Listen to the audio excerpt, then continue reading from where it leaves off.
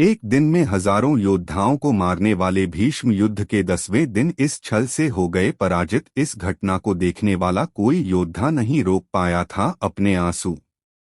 महाभारत में भीष्म की मृत्यु का कारण शिखंडी नाम का योद्धा बना था। असल में पूर्वजन्म में शिखंडी का नाम अंबा था। भीष्म ने अंबा का अपहरण किया था। अंबा किसी और से प्रेम करती थी, लेकिन भीष्म की इस गलती के कारण अंबा को अपमानित होना पड़ा। इस कारण से अंबा ने भीष्म से प्रतिशोध लेने की प्रतिज्ञा की थी। आखिरकार कुरुक्षेत्र की रणभूमि पर शिखंडी ने अर्जुन के साथ मिलकर भीष्म पितामह को बाणों से छलनी किया गया था। महाभारत में भीष्म के बारे में लिखा गया है कि भीष्म कुरुक्षेत्र की रणभूमि पर एक दिन में हजारों योद्धाओं को मार देते थे, लेकिन भीष्म एक छल के आगे टिक नहीं पाए और युद्ध के 10वें दिन पराजित हो गए। आइए विस्तार से जानते हैं महाभारत में भीष्म की इच्छा मृत्यु और युद्ध में पराजित होने की कहानी। महाभारत में भीष्म पितामह का नाम सबसे महान योद्धाओं में शामिल किया जाता है। महाभारत काल में भीष्म ही एक ऐसे योद्धा थे जिन्हें इच्छा मृत्यु का वरदान मिला था। इसका अर्थ यह था कि कोई योद्धा कितना भी पराक्रमी क्यों न हो, लेकिन भीष्म की इच्छा के बिना उनकी मृत्यु संभव नहीं थी। भीष्म को मारने के लिए भीष्म की मृत्यु की इच्छा को जागृत करना भी जरूरी था, वरना घायल अवस्था में भी भीष्म की मृत्यु नहीं हो सकती थी। कुरुक्षेत्र की रणभूमि पर इसी बात का फायदा उठाकर भीष्म का वध किया गया था, बल्कि यह कहना गलत नहीं होगा कि भीष्म को मारने के लिए युद्ध के नियमों की धज्जियां उड़ाई गई थीं। आइए जानते हैं महाभारत में भीष्म की मृत्यु की कहानी। अंबा ने भीष्म को मारने के लिए शिखंडी के रूप में लिया था जन्म। शिखंडी पूर्वजन्म में अंबा नाम की राजकुमारी थी। भीष्म ने अपने सौतेले भाई से शादी करने के लिए अंबा, अंबिका और अंबालिका नाम की तीनों राजकुमारी बहनों का अपहरण किया था, लेकिन जब अंबा ने भीष्म से कहा कि वे शाल्व देश के राजा से प्रेम करती है और उन्हीं के साथ विवाह करेगी, तो भीष्म ने अंबा को सैनिकों के साथ शाल्व देश के राजा के पास भेज दिया। अंबा जब शाल्व देश के राजा के पास पहुंची तो अंबा ने उन्हें नहीं अपनाया। अपमानित होकर अंबा एक बार फिर से हस्तिनापुर लौट गई और उन्होंने भीष्म से विवाह का निवेदन किया, लेकिन आजीवन अविवाहित रहने की प्रतिज्ञा के कारण भीष्म ने अंबा से विवाह नहीं किया। इस बात से क्रोधित होकर अंबा ने भीष्म से प्रतिशोध लेने की प्रतिज्ञा की। भीष्म से प्रतिशोध लेने के लिए अंबा ने लिया पुनर्जन्म। अंबा ने भीष्म से युद्ध करने के लिए कई देश विदेश के राजाओं से निवेदन किया, लेकिन किसी ने भी अंबा की सहायता नहीं की। इस बात से हताश होकर अंबा ने भगवान शिव की तपस्या की।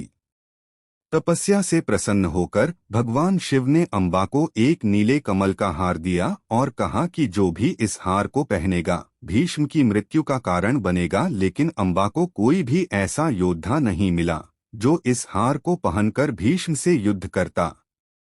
अंबा ने इस हार को राजा द्रुपद के मुख्य द्वार पर लटकाकर प्राण त्याग दिए। इसके बाद अंबा की मृत्यु हो गई। अंबा का अगला जन्म एक ऐसे मनुष्य के रूप में हुआ जिसमें पुरुष और स्त्री दोनों तत्व विद्यमान थे। इस कारण पुनर्जन्म की अंबा को नपुंसक मानते हुए शिखंडी नाम दिया गया। राजा द्रुपद के घर में जन्म लेकर शिखंडी ने वयस्क होने पर द्वार पर लटकी नीले कमल की माला पहन ली। इस तरह निश्चित हो गया कि शिखंडी ही भीष्म की मृत्यु का कारण बनेगा। महाभारत के युद्ध में पराक्रमी भीष्म के सामने नहीं टिक रहा था कोई योद्धा। कुरुक्षेत्र की रणभूमि पर युद्ध लड़ रहे भीष्म पितामह की शक्तियों का अंदाजा इसी बात से लगाया जा सकता है कि उनके सामने कोई भी योद्धा नहीं टिक पा रहा था। भीष्म एक दिन में ही हजारों सैनिकों को मौत के घाट उतार देते थे। ऐसे में अर्जुन सहित सभी पांडव चिंतित हो गए। दूसरी तरफ श्री कृष्ण को अच्छी तरह पता था कि पुनर्जन्म में अंबा रहे शिखंडी को भीष्म से प्रतिशोध लेना है, इसलिए उन्होंने भीष्म के सामने शिखंडी को शस्त्रों के साथ भेजने के लिए कहा। भीष्म पुरुष योद्धा के अतिरिक्त किसी पर भी अपना शस्त्र नहीं उठाते थे। इस कारण भीष्म शिखंडी पर भी शस्त्र नहीं उठाते और उनका वध करना आसान हो जाता। शिखंडी ने शस्त्रों के साथ भीष्म पर किया हमला। पांडवों की सेना को धराशायी कर रहे भीष्म के सामने जैसे ही शिखंडी ने पहुंचकर तीर चलाने शुरू किए, भीष्म ने अपना धनुष नीचे रखकर कहा, हे शिखंडी, मैं तुम पर वार नहीं कर सकता क्योंकि मैं रणभूमि पर केवल पुरुषों से ही युद्ध करता हूं और तुम पूरी पुरुष नहीं हो। इस कारण मैं तुमसे युद्ध नहीं करूंगा। भीष्म की बात सुनकर शिखंडी ने उत्तर दिया, हे भीष्म, रणभूमि पर युद्ध करने वाला प्रत्येक मनुष्य योद्धा होता है। मैं एक योद्धा हूं और युद्ध करना मेरा कर्तव्य है। आपका वध करने के लिए ही मैंने जन्म लिया है। यह कहकर शिखंडी ने भीष्म को पूर्वजन्म की पूरी कहानी सुनाई, जिसे सुनकर भीष्म लज्जित हुए। शिखंडी ने भीष्म पर किए कई वार। शिखंडी ने ज्यादा समय व्यर्थ न करते हुए भीष्म पर बाण चलाने शुरू किए, लेकिन भीष्म शिखंडी के किसी बाण का प्रतिकार नहीं कर रहे थे। भीष्म का सुरक्षा कवच इतना मजबूत था कि शिखंडी ने काफी समय तक भीष्म पर वार किया, लेकिन भीष्म को कोई हानि नहीं हुई। भीष्म अपने रथ पर खड़े रहकर शिखंडी के हर वार को सह रहे थे। शिखंडी के तीरों में इतनी शक्ति नहीं थी कि वे पराक्रमी भीष्म के सीने को भेद पाते, इसलिए अंत में युद्ध के नियम को तोड़ने का फैसला किया गया। अर्जुन पीछे से छुपकर भीष्म पर वार करने लगे। महाभारत की कहानी के अनुसार कुरुक्षेत्र के युद्ध के समय भीष्म की आयु 150 साल से भी ज्यादा थी। ऐसे भीष्म की नजर कुछ कमजोर हो चली थी। इस बात का लाभ उठाते हुए अर्जुन ने पीछे से छुपकर शिखंडी के साथ भीष्म पर बाण चलाने शुरू कर दिए।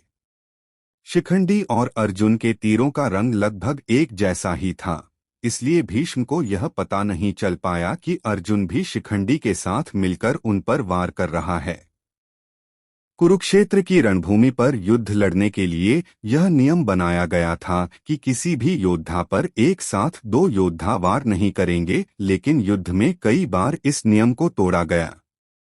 इसके अलावा कोई योद्धा दूसरे योद्धा पर छुपकर वार नहीं कर सकता था। युद्ध में इस दूसरे नियम की भी धज्जियां उड़ाई गई। अर्जुन और शिखंडी के बाणों ने भीष्म का सीना किया छलनी। शिखंडी की आड़ में अर्जुन ने भीष्म पर कई दिव्य तीर चलाए। लगातार 2 दिनों तक भीष्म पर इतने तीर चलाए गए कि उनका सीना छलनी हो गया, लेकिन अपने पिता शांतनु से इच्छा मृत्यु का वरदान प्राप्त कर चुके भीष्म की मृत्यु नहीं हुई। अंत में भीष्म सीने में लगे तीरों की परवाह न करते हुए तलवार लेकर रथ से नीचे उतरने लगे।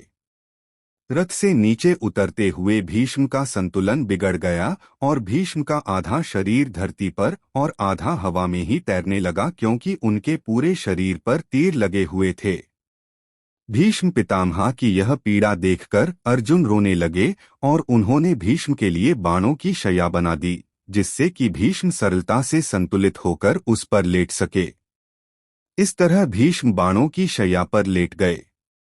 अंत में अर्जुन ने भीष्म के माथे पर 3 तीर मारकर उनके सिर को संतुलित किया, जिससे उनका सिर भी धरती पर संतुलित हो सके। 58 दिन बाण की शैया पर लेटने के बाद भीष्म ने सूर्य उत्तरायण पर त्यागा शरीर। भीष्म केवल पराक्रमी ही नहीं बल्कि विद्वान भी थे। उन्हें पता था कि सूर्य उत्तरायण पर प्राण त्यागने वाले मनुष्य को मोक्ष की प्राप्ति होती है, इसलिए इच्छा मृत्यु के कारण भीष्म 58 दिनों तक पीड़ा सहते रहे और सूर्य उत्तरायण की प्रतीक्षा करते रहे। अंत में कुल के सभी लोगों से विदा लेकर भीष्म ने उत्तरायण के दिन अपनी मां गंगा की गोद में प्राण त्याग दिए।